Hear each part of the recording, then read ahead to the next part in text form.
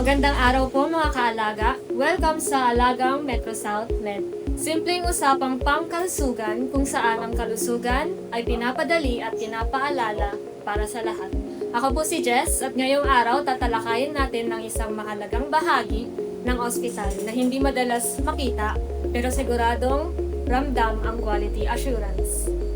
Kasama natin ngayon ang tagapagbantay ng kalidad at kaligtasan sa serbisyo. Let's welcome Ma'am Ruth, Quality Assurance Officer ng Metro South Medical Center. Hello po, magandang araw.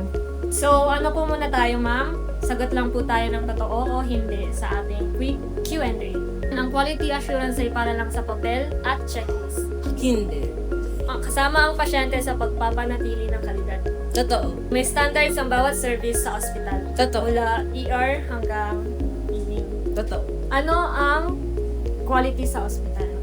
So, ang quality sa hospital is magbabase tayo kung anong meron sa mga regulatory bodies. Halimbawa, yung sa TUH, DOLE, and also yung ISO certification. Ano po ang trabaho ng QA sa hospital?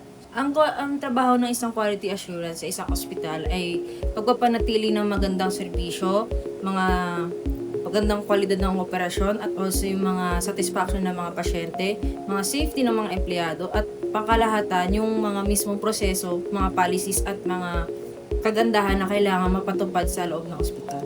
Pumapasok din po dito yung sa patient satisfactory, no? May survey po tayo na pinapamigay sa patients. Sa patients lang po ba natin? Sa pasyente siya, mga inpatient and outpatient na mga pasyente, doon natin nalalaman kung ano ba yung mga dapat i-improve ng hospital and also yung mga dapat nating i-commend ng mga employee para ma-recognize sila at para matuwa rin sila sa mga feedback ng mga pasyente sa atin.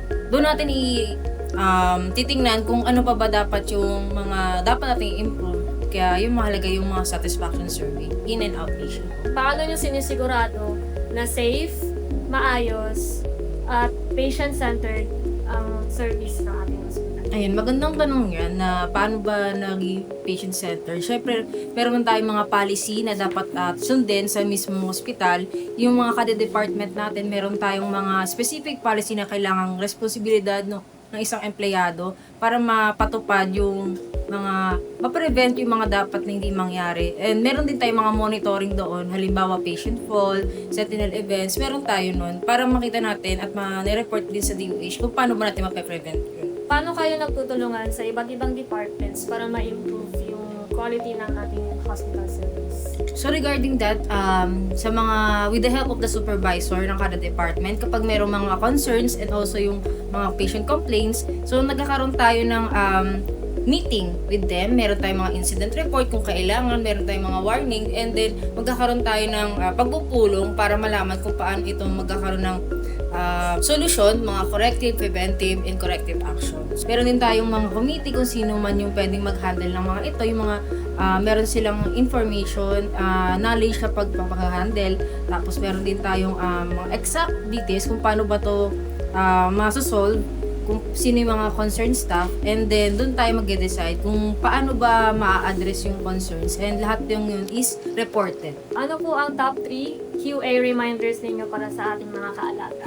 Ayan, so napakagandang tanong yan. Ang pinakauna is yung ang responsibilidad ng mga empleyado ay mahalaga, lalo na kung lahat tayo, hindi lang sa supervisor, hindi lang sa mga staff, dahil lahat tayo ay dapat responsibilidad sa mga bawat kilos natin. Sunod, magsalita kung may concern para maka-help tayo kung ano man yung mga bagay na kailangan nating i-improve sa ating ospital at maging open tayo sa mga conclusion and also yung mga feedback ng mga pasyente. Dito sa Metro South Medical Center, mahalaga ang opinion ng kahit sino, pasyente man, employee o mga top management, dahil ito yung magbibigay guide sa amin kung paano namin mapaganda ang inyong serbisyo.